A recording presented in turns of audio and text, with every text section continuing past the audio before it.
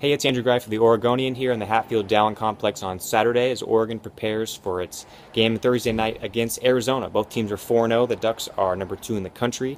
I want to give you 5 things to know about the Ducks entering this week's matchup alongside Chip Kelly and Len Casanova. And number 1 is the red zone. Oregon last year was 3 of 5 in the red zone against Arizona. It really hurt them in that game in a 42-16 loss.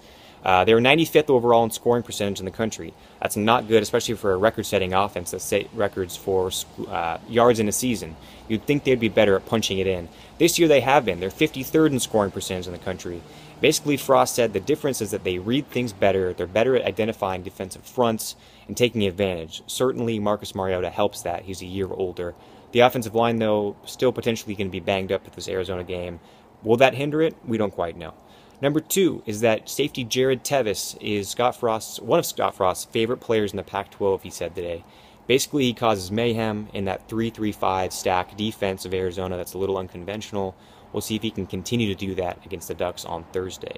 The third thing you should know is that rushing numbers are down by about 40 yards per game this year. They're up for passing, though. That's not necessarily by design, Frost said. He wants to stay as close to balanced as possible and get those rotations of 3 running backs, equal carries, kind of get them basically up to where they've been the last few years when they've been a top 10 rushing offense every year since I think about 2007.